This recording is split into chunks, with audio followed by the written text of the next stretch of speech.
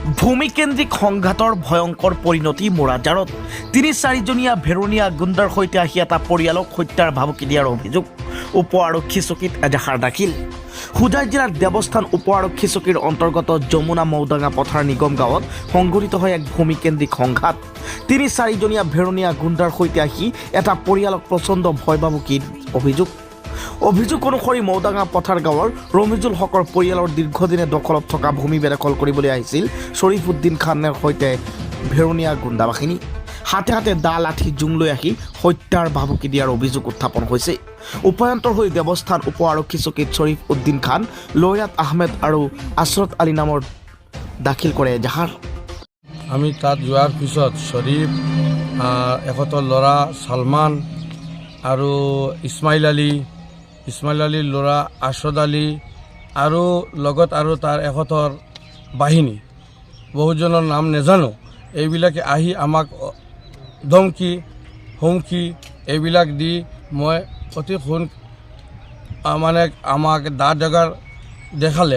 পিছত মানুহে গাঁৱৰ এই নিগম অঞ্চলৰ মানুহে ক'লে আপুনি গুচি যাওক, এইবিলাক মানুহ বহুত মাৰ্ডাৰ চাৰ্ডাৰ কৰিছে, এইবিলাকে মানুহ মাৰ্ডাৰ কৰিব, এইবিলাক অস্ত্ৰ বস্ত্ৰ আছে, আপুনি গুচি যাওক। এইবিলাক আমাৰ নিৰাপত্তা নোপোৱাৰ কাৰণে মই প্ৰশাসনৰ ওচৰত দেৱস্থান থানা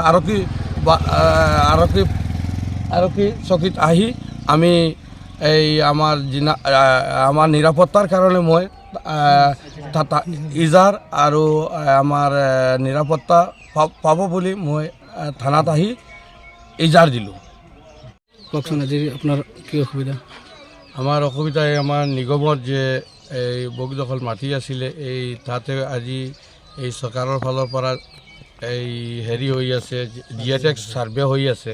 মই আজি গৈছিলোঁ, আমাৰ কিবা ভাই ককাই কিবা লৈ গৈছিলোঁ আৰু আমাৰ কিছু মাইকী মানুহ লৈ গৈছিলোঁ, আমাৰ ফেমিলি।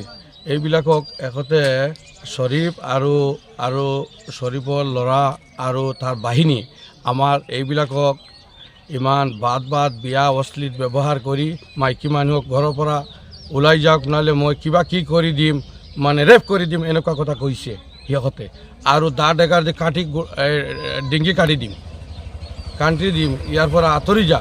মই ভয়ত জানৰ হত্যাত মই মানে এই গাঁৱৰ মানুহে ক'লে আপুনি দাদা গুচি